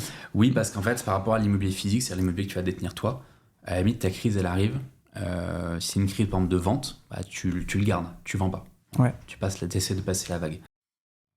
Le crowdfunding, vu que tu viens financer un promoteur immobilier, si le promoteur immobilier, lui, est frappé par la crise, toi, t'es une conséquence. Donc, en fait, tu tombes derrière. Donc ça, je dis oui, mais t'es frappé en premier, mais en fait, t'as quand même la barrière de l'opérateur immobilier. Donc, sur les opérateurs qui avaient des groupes sains, avec des bonnes finances qui étaient solides, qui ont su prendre les bonnes décisions au bon moment, même des opérateurs qui ont été frappés par la crise ont réussi à traverser cette crise. Ouais, donc il n'y a pas forcément de relation de cause à effet, crise, crowdfunding en premier. Forcément, c'est impacté. Forcément. Oui. Mais c'est impacté, mais... Comme tous les autres types de financement. Le crowdfunding immobilier, c'est surtout pour les petits investisseurs. Ouais, nous on a quand même 2-3 qui commencent à taquiner des gros montants. Ouais. Okay. Ouais. J'ai un investisseur une fois qui nous a quand même posé un 500 000 € sur un dossier. Ah ouais. Alors, nous, ce qu'il faut savoir, c'est que on est, je crois, la seule plateforme dont le job et le business model est de collecter de l'argent, qui mettons un ticket maximum par projet. Ok. C'est très rare qu'il y ait des projets sans ticket max. Pourquoi est-ce qu'on fait ça? C'est pour permettre à la fois à un maximum de personnes d'investir, d'accord? Et c'est aussi pour protéger un petit peu et forcer à diversifier. Ce qui est antinomique parce que notre job, c'est de collecter de l'argent. Donc quelqu'un qui dit « moi je vais mettre 10 000 sur ce dossier-là », normalement on ne devrait pas lui dire « non, ce dossier-là, c'est maximum 3 ». Tu ne me donnes pas ton argent. Voilà. Mais en fait, encore une fois, on sait que la clé, c'est la diversification. Ouais. Donc, on a un ticket maximum sur l'immense majorité des dossiers. Et on avait un investisseur qui était très intéressé par notre fonctionnement. Et donc, j'ai envoyé des fois des plaquettes de présentation. Et moi, j'ai envoyé une plaquette de présentation d'un dossier que je venais de terminer. Elle était encore en brouillon, c'était avec le filigrane brouillon, parce que je voulais pas qu'il y ait encore 2-3 relectures à faire. Et il me dit, je prends tout. Il y a tout pris. Tout. C'est 500 et quelques mille, je crois. C'est quelqu'un, encore une fois, qui avait les moyens de se permettre ça. C'est-à-dire qu'on s'est quand même assuré du profil et que il faisait pas non plus chemin en ligne, qu'il avait pas vendu sa baraque avant et vidé tous ses comptes pour investir chez nous. Donc, c'était pas le cas. Et c'est là aussi où c'est intéressant, mais le profil d'investisseur, on a des gens qui investissent 1 euro, on a des gens qui ont des portefeuilles en centaines de milliers, voire qui ont investi des millions d'euros. Là où, pareil, sur les porteurs de projets, on a des gens qui nous présentent des projets avec une petite maison à rénover, où après travaux, ça sera vendu 200 000 €. Et il y en a des gens qui nous présentent des maisons qui seront vendues 7, 8, 9, 10 millions d'euros. C'est qu'en fait, dans un même fonctionnement, tu as différentes catégories. Et c'est un peu le principe, même en sport ou en ce que tu veux. À un moment, t'as quand même tu fais le même métier ou tu as la même démarche si tu es un investisseur, par exemple. Après, c'est juste une question d'échelle. Ouais, t'es pas dans la même division, il y a toute une panoplie différente. Non, mais je la pense démarche qu'en reste la moyenne, même. t'as une idée du panier moyen ou de l'investissement moyen par mois des gens? Alors, par mois, non. Je sais par projet, nous on regarde projet, beaucoup par projet. Alors, ça varie un petit peu sur les opérations. Mais on a globalement un ticket moyen qui va être entre 350 et 500 euros par opération. C'est ce que je pensais. Ok. Oui, donc quand même classique. Ce qui est, effectivement, ce qui est intéressant. Et ce qui est assez bas, mais ce qui nous va bien. Ouais. Puisque l'idée, quand même, une des valeurs fondatrices de l'entreprise, c'était démocratiser et permettre à un maximum de gens d'avoir accès à ces projets-là. C'est quoi, ça appartient de 1 euro? C'est ça? On n'a pas trouvé en dessous. Ouais, compliqué là. Il y a encore 1 euro, on perd de l'argent parce que même rien qu'avec le Il y a des gens qui mettent 1 euro? Ouais, il y en a. Ah, il y en a des dossiers à gérer avec le 1 euro comme ça. Ouais, mais en fait, alors on l'a voulu, donc encore une fois, on assume. Et le meilleur moyen de conserver cet ADN-là d'accessibilité, c'est justement de ne surtout pas calculer à partir de quand une souscription devient rentable. Ouais. Parce que par exemple, à 1 euro, on perd de l'argent dans le sens où il y a une transaction financière sur laquelle on paye des frais, il y a une signature électronique sur laquelle on paye des frais. Donc déjà, à 1 euro, on sait qu'on a mangé la feuille. Mais on est toujours parti du principe que si tu calcules ton seuil précis de rentabilité par souscription, en tant qu'entrepreneur, tu vas avoir le chiffre un peu qui revient en tête. Tu perds ta philosophie de... Donc, moi, c'est un chiffre qui m'a jamais intéressé de le savoir précisément. Et oui, les gens qui mettent 1 euro. Et en fait, ce qu'on se dit, c'est quelqu'un qui met 1 euro, c'est quelqu'un qui va vouloir rentrer dans le système sans prendre de risque. Ouais, complètement. Et ben donc, en fait, on revient sur ce qu'on disait tout à l'heure, c'est la démarche. Et quelqu'un qui met 20 euros, on a des jeunes qui investissent, il faut avoir 18 ans, qui investissent dès 18 ans, qui mettent des petites sommes parce qu'en fait ils ont pas de grosse somme à tirer. C'est une porte d'entrée et puis c'est une démarche et c'est super. Donc faut surtout pas qu'on casse ce modèle. Ouais, complètement. Et tu sais pas si la personne qui a mis 1 euro pendant 1 an va débloquer quoi que ce soit. C'est sûr, il a mis 1 euro pour tester, pour voir les mails, voir le suivi autre, il voit que ça s'est bien passé. C'est aussi le jeu. Il m'en reste 2-3. Le risque, on en a un peu parlé ça. Le risque principal en crowdfunding, c'est le promoteur, pas le marché. Oui, alors sachant bien évidemment, le promoteur est aussi un peu impacté par le marché, mais par expérience, c'est toujours mieux d'aller financer un projet dans un marché compliqué avec un super porteur de projet. C'est le principe de la tempête. Il faut tout mieux traverser une tempête avec un navigateur qui est bon que prendre des petites vagues avec un mec qui n'a jamais fait de bateau. C'est la même chose. On le voit avec la crise, c'est qu'il y en a... Quand on réussit à affronter des trucs énormes avec une grosse connaissance marché, une grosse résilience, là où d'autres, un coup de vent, ils sont tombés. Ouais, clairement. Bon, ceux-là, on en a parlé. Les retards de remboursement sont normaux, pas forcément mauvais signe. Ça dépend. Et en tout cas, on essaye d'être très transparent là-dessus. On essaie bien sûr de faire des suivis. Et c'est notre job d'accompagner le projet jusqu'au bout. Ouais. Diversifier sur plusieurs projets réduit vraiment le risque et bon, sans donner de conseils financiers, quelqu'un qui a par exemple, je sais pas, 500 euros par mois à investir ou 5000 euros par an pour lycée, tu aurais plus tendance à dire de lisser sur une dizaine de projets par exemple sur l'année pour au maximum diversifier son risque. Complètement, effectivement, le chiffre que tu annonces, il est pas mal. Parce qu'en plus, au-delà de diversifier ton risque, quand tu investis sur une dizaine d'opérations, tu multiplies les calendriers d'opération. Et donc, tu multiplies les possibilités de remboursement. Et tes possibilités de remboursement, c'est soit des possibilités de réemploi, soit des possibilités de sortie. Et donc, typiquement, le problème de mettre trop d'un coup sur un projet, imaginons que par ailleurs, t'es un super tuyau pour investir dans un super truc, mince, mon argent il est bloqué. Alors que si t'avais découpé un peu tes investissements, t'as plus souvent des entrées qui peuvent te permettre de sortir, des remboursements qui vont te permettre d'allouer tes fonds ailleurs, ou alors de repartir sur les opérations. Donc il y a diversifier son risque, et en plus, fluidifier un peu son planning et son flux de trésorerie personnel. Le crowdfunding immobilier, ça s'inscrit, il y a plusieurs façons d'investir dans ce type de format, l'immobilier fractionné, SCPI, etc. C'est quoi, selon toi, les gros avantages et inconvénients du crowdfunding? Pourquoi gérer un crowdfunding plutôt qu'investir dans une SCPI, par exemple? Alors, le gros inconvénient du crowdfunding par rapport à la SCPI, c'est que déjà, tu n'as pas de levier fiscal. Ensuite, le seul levier fiscal que tu as, c'est que c'est hors champ de l'IFI, donc l'impôt sur la fortune immobilière. Mais sinon, tu n'as pas d'obligation fiscale que tu peux faire en crowd versus de la SCPI sur certaines SCPI, notamment tu as des SCPI qui sont des SCPI fiscales. Après, tu ne peux pas faire de levier bancaire. Donc, c'est-à-dire que tu ne peux pas emprunter de l'argent pour investir en crowdfunding. Alors, tu peux le faire. Tu peux faire un crédit consommation pour investir en crowd. Là, c'est vraiment que niveau risque, toi, t'es cramé. Ouais, t'es à l'aise, quoi. Ah ouais. Là, faut être vraiment solide sur les appuis. Donc, du coup, comme tu peux pas faire d'effet de levier, c'est-à-dire que tu ne peux investir que ce que tu as. Et on le sait quand même, le meilleur moyen de s'enrichir, c'est d'utiliser l'effet de levier. Donc ça.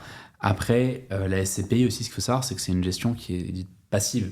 Tu fais une souscription, et après, c'est pas toi qui gères, c'est pas toi qui va aller choisir les projets, qui va aller lire les plaquettes.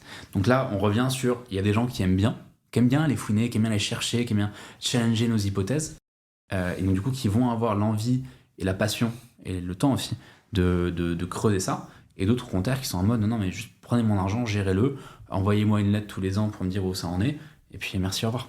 Donc, c'est deux univers différents, et les deux sont pas du tout incompatibles. Ça, soyons très clair. Et en fait, de toute façon, quand tu rentres dans une vraie stratégie de gestion de portefeuille, de location d'actifs, tu te rends compte qu'un bon portefeuille d'investissement, t'as plein de choses différentes. Y compris des choses qui, sur le premier abord, peuvent paraître un petit peu concurrentes, mais en fait, ne le sont pas du tout. Mon domaine d'expertise, c'est plus le côté crypto. Nous, en ce moment, on se parle énormément de tokenisation d'actifs. Là, en ce moment, c'est plus tout ce qui est commodité, or, argent, actions aussi, qui arrive sur blockchain. T'as une vision de l'immobilier, de la tokenisation de l'immobilier, toi? Peut-être des projets? Peut-être comment est le paysage un petit peu en France? Pour la petite histoire, la première boîte que j'avais lancée, c'était la deuxième boîte. Si on prend le calendrier, mais j'étais encore tout jeune, j'étais encore étudiant. C'était une boîte de tokenisation immobilière. Ah ouais, ça s'appelait comment? Ça s'appelait Blocky, notamment. Ah, ça me dit rien. Et on avait monté un sujet avec une boîte qui s'appelle EquiSafe. Ouais, ça je connais, ouais. Donc on avait bien creusé. Moi j'ai passé quelques nuits donc tu connais. Et c'est un domaine qui est passionnant. Ouais. Vraiment passionnant. Je suis d'accord. Le gros sujet qu'on a en France, qui est à la fois protecteur et à la fois bloquant, c'est la conception de la propriété immobilière. Ouais. Ce qui fait que si tu veux dispatcher cette propriété immobilière, tu tombes dans un truc qui s'appelle l'indivision. Ok. Qui est le fait de détenir à plusieurs un même bien immobilier. Et l'indivision, le meilleur exemple, c'est les héritiers indivisèrent sur une maison dans le cas d'un héritage où c'est la guerre. Ok. Et tu sais, les histoires où pendant 10 ans rien se passe, le truc est à l'abandon, parce que tout le monde se fait la guerre, il y en a qui veulent vendre, d'autres qui veulent pas vendre, et qui veulent faire les travaux, pas faire les travaux. Ça, c'est l'indivision. Alors tu peux l'organiser, voilà, mais c'est mal foutu. Alors c'est le code civil, c'est Napoléon, il avait plein de super choses, et le code civil était un truc génial, mais je t'avoue qu'en 1814, je crois, quand ils ont pondu le code civil, ils n'ont pas forcément pensé à la tokenisation immobilière. Ouais, je pense pas non plus.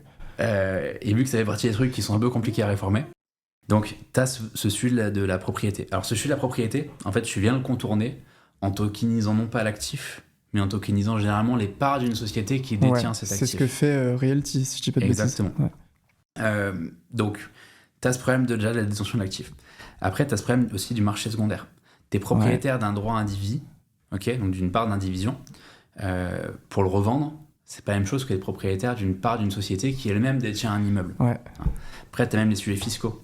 C'est pas toujours pareil, c'est la fiscalité directe, la fiscalité indirecte. Et ensuite, tu as aussi un autre sujet quand même sur la propriété immobilière en France, qui est encore une fois une contrainte et à la fois une protection. C'est le système foncier et c'est le système des notaires. Ce qui fait qu'aux US, par exemple, tu peux passer une vente juste devant un lawyer, tu vas avoir un avocat, il peut te passer une vente. Ouais. En France, ça se passe pas comme ça. T'es obligé de passer devant le notaire. Devant un notaire, avec des process, avec des frais, mais tout ça, encore une fois, c'est aussi une protection. Ouais. C'est aussi ce qui permet de dire qu'en France, et c'est aussi pour ça que l'immobilier français est très très résilient et une classe d'actifs qui justement résiste bien à travers les crises et qui plaît beaucoup aux investisseurs étrangers, c'est que l'immobilier en France, c'est un truc quand même qui est carré. Notamment le droit de la propriété immobilière en France, il y a un registre foncier qui est très précis. Quand un notaire qui a un officier d'état civil passe, une délégation de ministère public passe une vente, voilà, ça fait foi. C'est-à-dire qu'il y a un vendeur, il y a un acquéreur, maintenant il y a un nouveau propriétaire. T'as pas juste signé un truc sur un bout de table et puis qui va être contesté par les autres. Donc t'as ce côté aussi, et on revient sur la notion de confiance, qui fait que c'est quand même très robuste. Donc la tokenisation, pas mal creusé. En plus, j'ai aussi un sujet sur creuser une idée sur comment utiliser en fait des tokens immobiliers pour permettre de convertir des plus-values crypto et entre guillemets les sécuriser en allant en fait transformer tes gains crypto en allant sur des actifs plus sécurisés, en fait, que ta mise au départ continue à être sur les trucs risqués. Et par contre, dès que tu rentrais des gains, tu coffrais tes gains. Tes plus-values vont automatiquement sur des tokens immobiliers, par exemple. Qui, eux, sont ça serait stylé, normalement moins risqués. Aussi, on a essayé de travailler sur les sujets de permettre l'investissement directement depuis tes portefeuilles crypto. Le gros problème auquel on sort, en fait, c'est toujours la même chose. C'est côté compliance. Donc, notamment, on a regardé un modèle où ça marchait. Il fallait juste être capable de tracer les transactions. Donc, quelqu'un payant en Bitcoin, il fallait tracer les transactions du Bitcoin. Ouais, mais en fait, dans la vraie vie, ça marche pas. Alors, il y a des boîtes qui proposent de faire du tracking sur certaines blockchains pour s'assurer qu'entre guillemets, avec ce avec quoi tu payes, c'est clean. Bon, quand on creuse le système, d'un point de vue compliance, c'est très compliqué. Ça vaut ce que ça vaut, déjà. Et ensuite, nous, autant te dire que quand tu vas parler de ça avec l'autorité des marchés financiers ou avec une autre autorité qui s'appelle l'ACPR, Autorité de contrôle prudentiel et de régulation, qui fait partie de la Banque de France. Ok. Ouais, ils sont perdus. Là, tu leur parles de blockchain publique déjà. Et puis en fait, eux, ils te disent, mais là, votre truc, en fait, et eux, pour le coup, c'est des entités qui ont des cases. Et c'est à toi d'aller rentrer dans ces cases-là. Et encore une fois, qui ont des cas aussi qui sont là pour protéger. Parce que tu pourrais faire un truc super, mais en fait, tu te rends compte que tu mets le doigt dans quelque chose que tu maîtrises pas trop. Et à la fin, il y a du risque. Et encore une fois, notre modèle, à la fin, le risque, il repose sur les investisseurs particuliers qui convient de protéger. Mais c'est marrant parce que dans ce que tu me dis qu'il y a quand même beaucoup de barrières, mais que tu as quand même lancé le projet quand tu étais étudiant. Ouais, parce que oui, donc c'est faisable techniquement. Il y a juste beaucoup de barrières à débunker. Et je continue, et on continue en interne à regarder des fois des sujets. Notamment, là, on travaille beaucoup sur un nouveau produit qui justement serait autour de non plus du financement d'un projet d'un marchand de biens, mais plus sur le financement d'un achat et d'une exploitation d'un bien avec du locatif. Et notamment toutes les questions de marché secondaire. Parce que une des limites, par exemple, de la SCPI, c'est les marchés secondaires. C'est vraiment les marchés secondaires sont organisés en interne dans la SCPI. Nous, on aimerait bien dire, t'investis dès 1 euro, où tu casses la barrière.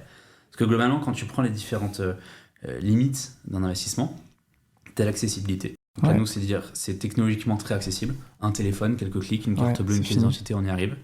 C'est accessible financièrement, dès 1 euro. Ensuite, tu as le risque. Donc là, ça serait d'aller sur les actifs qui sont moins risqués parce que tu n'es pas sur un risque de projet en tant que tel. Tu es plus sur un risque d'exploitation et de revente, donc niveau de plus-value. Mais tu es moins sur un risque de dire potentiellement j'ai un emprunteur qui fait faillite et le projet est tombé à l'eau. Et sur ensuite l'autre écueil, donc l'accessibilité, le risque, et ensuite c'est la liquidité. Et de dire, investir dès 1 euro dans l'immobilier sécurisé au sens plutôt sécuritaire. Donc, par contre, les taux d'intérêt sont un peu plus bas. On reste dans la même logique. Et en plus, avec un marché secondaire. Donc, tu veux revendre ton investissement parce que justement, c'est dimanche 23h30. Sinon, il se passe plein de choses le dimanche. Il se passe plein de trucs. C'est dimanche 23h30. En fait, tu vois un super truc crypto potentiel. Tu as besoin de rentrer 1 000 euros et tu as investi sur l'immobilier, sur la première brique.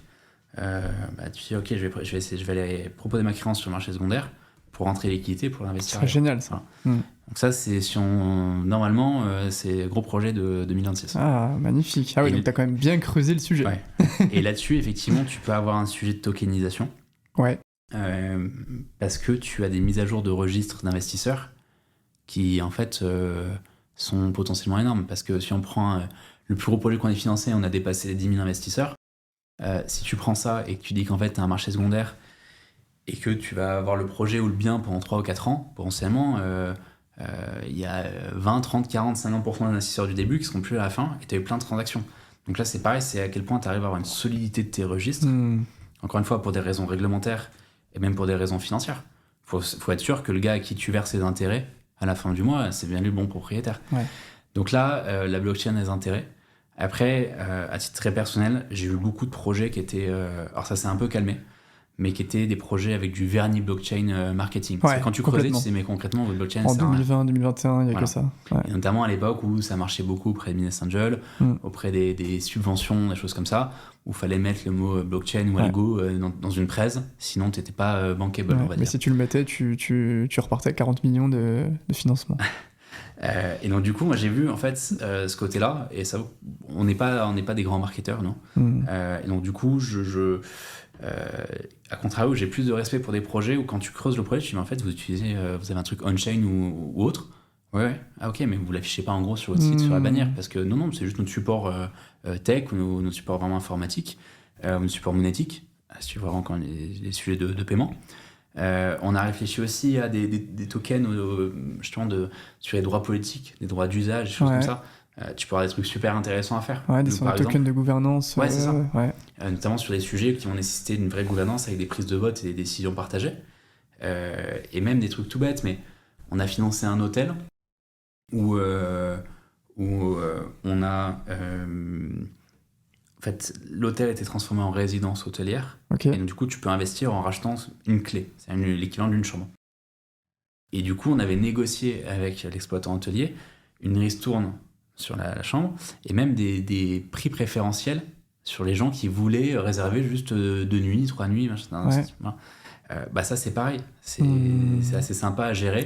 C'est sur génial, la base de t'as investi sur le départ du projet qui t'a permis au gars de lancer l'opération. L'hôtel, les travaux ont eu lieu, l'hôtel est maintenant à 4 étoiles et il est splendide. Tiens, si tu veux, avec ton token, t'as le droit à 15%. Voilà. Ouais, c'est génial. Donc, tout ça, en fait, t'arrives à le gérer hors blockchain. Mais c'est sûr que c'est quelque chose qu'on garde un peu en idée, tu vois, en petit fil rouge. Et c'est sûr qu'à un moment, on aura des liens avec ça. Ouais, la blockchain devient juste la stack technologique plutôt que l'argument marketing comme c'était il y a quelques années. C'est ça. Mais c'est vrai qu'il y a pas mal de trucs à faire et je pense que de toute façon, ça va dans cette direction-là. La tokenisation en ce moment est plus orientée actif réel. On met les stocks sur la blockchain, on met les métaux sur la blockchain. Il y en a qui s'attaquent à l'immobilier. D'ailleurs, je suis curieux d'avoir ton avis sur Realty dans le fonctionnement. Bon, je sais pas si t'as creusé, mais même si c'est tranchant, dans le fonctionnement qu'ils ont dans le modèle dans lequel ils sont. Alors, il y a certains aspects sur lesquels je ne vais pas prononcer, parce que si j'ai bien compris, il y a quand même un peu des enquêtes judiciaires qui ont été lancées dernièrement. Donc ça, on va laisser la justice faire son travail.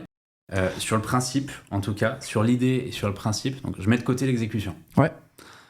Ou sur une base purement immobilière, acheter... c'est un modèle qui m'a beaucoup intéressé, parce que moi, j'ai toujours adoré les mecs qui te racontaient qu'en fait, ils sont partis aux US avec des sacs de dollars, acheter des appartements à Miami, tu vois. Et notamment, j'ai un très bon ami qui avait ça, qui avait monté un espèce de fonds, un club deal, qui a levé des fonds en France, qui est parti faire des opérations à Miami, certaines avec des rendements, mais c'est hallucinant. C'est-à-dire qu'il est arrivé, il achetait à moins 50%, puis un an après, ils ont revendu. Enfin, il fait des coups, mais des coups incroyables.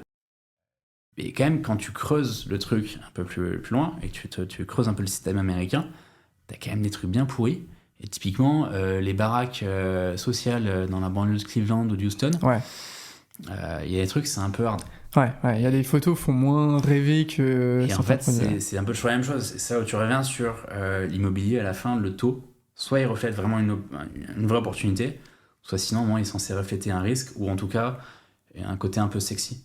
Pourquoi est-ce que les murs de commerce d'une artère ultra cotée à Paris, tu vas avoir un taux de rendement très bas, alors que les murs d'un petit commerce dans une ville de province, ça sera plus haut? C'est parce que ton locataire, la qualité de ta signature du locataire de ton avenue Montaigne, c'est pas la même que celle d'une petite rue, d'une ville de province. Donc en fait, derrière, c'est la confiance et le risque. Donc forcément, t'as ce sujet-là. Donc sur la pure stratégie immobilière, après c'était un parti pris. C'est effectivement, tu pouvais faire des bonnes rentas, mais tu sais que t'as un taux d'emmerde potentiel et de risque qui est important. Mais encore une fois, moi je connais des marchands qui sont spécialisés dans les biens en arrêté de péril ou dans les biens squattés. Ça, c'est des gens qui aiment avoir des nuits de merde. Eux, ils ont pas de c'est les gens ils sont à l'ophytose de matin, midi, soir. Mais en fait, tu vois, ils ont développé une vraie expertise. Donc forcément, ça leur fait plus peur. Parce qu'ils savent les procédures, ils savent les trucs, il n'y a pas de souci. Et cette expertise, ils la valorisent. Parce qu'eux, ils savent qu'ils vont réussir à créer des opportunités sur des biens que personne ne veut. Et donc, du coup, un bien que personne ne veut, c'est un bien qui vaut moins cher. Mais à un moment... sauf si vraiment t'as beaucoup de chance, quand tu t'investis sur plein de biens qui sont un peu dans les coins pas dingues, avec des locataires pas dingues, statistiquement tu vas rater un pays, tu vas avoir des galères. Il y a beaucoup plus de chances d'avoir des galères, Et ça fait partie de l'immobilier. Il faut le savoir, il faut l'accepter. Donc dans l'idée, c'était top. Sur la stratégie immobilière, J'aurais pas complètement fait les mêmes choix qu'eux. Je pense que c'est bien d'en avoir un peu des projets comme ça, mais voilà. Et alors, ils n'avaient pas que des projets à Cleveland pourris, attention. Et après, sur l'exécution plus profonde, je connais pas les fondateurs et autres, donc voilà, je sais juste qu'il y a des grosses procédures qui sont lancées, et les accusations qui font un peu peur. C'est aussi là où on revient sur le côté un peu cocorico, réglementation française. Alors oui, c'est très lourd au quotidien, on va pas se mentir que la réglementation et avoir des sociétés réglementées pour être des marchés financiers et autres, c'est un plaisir, c'est pas vrai. Mais en fait, tu comprends que c'est nécessaire. Que c'est nécessaire et que ça te met des garde-fous qui sont là pour une bonne raison. C'est pour éviter de faire n'importe quoi. Ouais, ok, donc ça aurait été plus compliqué à faire en France, voire impossible avec ce type de business model. Ok, c'est une sorte de bombe à retardement, potentielle bombe à retardement en tout cas dans l'approche. Mais pour le coup, j'espère que c'est une bombe qui explosera pas, parce qu'encore une fois, je pense que sur ces projets innovants, et eux, ça a vraiment été la tête de poule de cette dynamique-là de tokenisation un peu mass market. Quand tu as un problème sur un acteur, ça éclabousse et ça détruit un peu l'image, ça ternit l'image de tout le monde, et y compris de ceux qui bossent très bien. Complètement. Donc, faut jamais se réjouir d'un concurrent ou ce qu'on veut qui tombe, parce que c'est jamais bon. Dernière question, les projets de la première brique en 2026, 2027, 2028, est-est-ce qu'il y a des belles choses? Tu me parles du coup des projets il y a des réflexions de tokenisation. Qu'est-ce qu'il y a dans les tuyaux? Il y a beaucoup de choses. Il y a beaucoup de choses parce qu'effectivement, on a toujours essayé d'innover. C'était un peu un impératif au départ parce qu'on était tout petit, qu'on n'avait pas de moyens. Donc on devait se différencier des autres. D'où le fait d'être accessible à 1 euro, plein d'autres sujets. Sur les gros sujets qu'on va avoir, c'est le marché secondaire. C'est vraiment un de nos gros sujets. En fait, qui est un sujet à la fois juridique et à la fois technologique. Donc le marché secondaire est un des gros sujets. On a des sujets aussi de toujours améliorer la sécurité des comptes. Donc après, c'est toutes les petites choses, tu vois, de l'identification, le ID identification, tout ça. Donc on a tous ces petits chantiers-là à mener. Mais le marché secondaire, travailler l'investissement immobilier différemment. Donc sur un modèle qui est autour de l'immobilier fractionné. Pas encore défini, on n'a pas encore trouvé les noms, donc on va voir ce qu'on va essayer de faire. Parce que ce sera un modèle où l'idée, c'est d'avoir un modèle où on est, en tout cas aujourd'hui, les seuls à proposer ce modèle-là, où on prend le bon côté de l'immobilier fractionné et on vient mettre tout le côté réglementé et les garde-fous justement qui sont ceux qui nous sont applicables, avec une vraie stratégie immobilière. Et pour être en plein en ce moment sur les revues des potentiels biens sélectionnés et autres, on creuse très très loin. Donc c'est assez intéressant parce que c'est de la vraie technique. Qu'est-ce qu'on va avoir d'autre? Pour le coup, dans les tuyaux sur les prochaines années, j'espère qu'il n'y aura pas de nouveaux déménagements parce qu'on a eu pas mal de déménagements ces dernières années. Donc là, on est bien installé, on va essayer d'être stable. Je sais pas si je peux le dire, mais j'ai entendu parler d'un podcast. Oui, effectivement, on va lancer un podcast et on va essayer, dans le cadre de ce podcast, en fait, qui s'inscrit dans la démarche d'éducation financière. C'est vraiment le côté faire comprendre des notions et amener du contenu. Avec aussi même une dynamique, ce qu'on aimerait bien avoir, c'est une dynamique de gamification. Pourquoi? Parce que tout simplement, le meilleur moyen d'apprendre, c'est de jouer. Et tu vois, tu fais des systèmes de quiz, tu débloques des points, tu gagnes des trucs, tu fais des challenges. C'est tout bête, mais c'est le jeu. Et par le jeu, t'apprends hyper bien. Quand tu vois que même les pilotes de l'US Navy, les mecs qui jouent, c'est parce que là, tu retiens plus par le jeu. Et l'éducation financière, c'est un truc qui, sur le papier, c'est pas forcément hyper funky. Donc du coup, c'est essayer de faire ça. Donc ça, c'est un vrai travail de fond. Ça passe maintenant par le podcast. Donc c'est démocratiser encore l'investissement, proposer du contenu de qualité, aussi avec des intervenants, pour faire connaître même tout l'écosystème. Il n'y a pas tout le monde qui a un ami notaire, qui sait précisément ce que fait un notaire. Tu fais un notaire, comment ça se passe, un dossier dans une étude. C'est quoi la vraie vie d'un notaire, c'est quoi les enjeux. Tu vois, encore une fois, c'est l'avantage, c'est que comme on est sur de l'ultra concret, on peut se rattacher à plein de notions qu'on connaisse, mais seulement ils n'ont jamais vraiment creusé. Donc c'est amener ce côté-là. C'est une bonne idée. Ou même, je sais pas si c'est dans les plans, mais faire venir un apporteur. Le gars, il explique son projet. Tout à fait. Comme ça, tu comprends le projet en détail et de voir le visage de la personne dans laquelle tu investis, qui gère le projet dans lequel tu vas investir, il y a une vraie plus-value. Exactement. Un peu dans la même veine, on a lancé en début d'année là, un tour de France. On essaie une fois par mois d'aller dans une ville différente à la rencontre d'investisseurs de la ville. Parce que pareil, On a une équipe qui gère la relation avec les investisseurs. Ouais. Donc, il y a un petit peu de téléphone, mais c'est beaucoup du chat, c'est beaucoup Ouais. d'emails. Donc, alors même si on peut être très sympa par écrit, mais C'est pas la même connexion. Ouais. partager un verre et discuter. Alors les gens qui posent les questions et autres, c'est toujours différent quand tu vas sur place. Ouais, ça n'a rien à voir. Mais ouais, très bon projet le podcast. Faut garder ce côté très transparent comme tu l'as été là. C'est vraiment cool. Et surtout dans ce type de marché où il y a beaucoup de paraître, beaucoup de non-dits, Quand t'arrives, je te demande les avantages, les inconvénients, tu commences par les inconvénients. C'est apprécié. Et je pense que c'est ce que les gens recherchent maintenant, c'est ce type de transparence. Et l'immobilier c'est pas que des grosses maisons à la vente avec une émission qui voilà.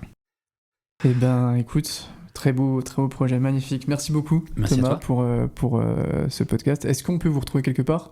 Twitter, YouTube du coup bientôt? Oui, tout Autre à fait. part, site internet qui sera dans la description. Laprèmebrique.fr, tous les réseaux sociaux après habituels où on a une équipe com qui entretient ça avec encore une fois du contenu sérieux et des fois des contenus un peu plus récréatifs on va dire. Et après sur le site où il y a toutes les actualités et on présente tous les projets. Magnifique. Et ben tout sera dans la description et nous on se revoit dans 2-3 ans une fois qu'il y aura des nouvelles avancées, que le marché secondaire sera là. Et pour aller visiter des actifs rigolos. Ah bah avec grand plaisir. Merci Thomas. Merci à toi.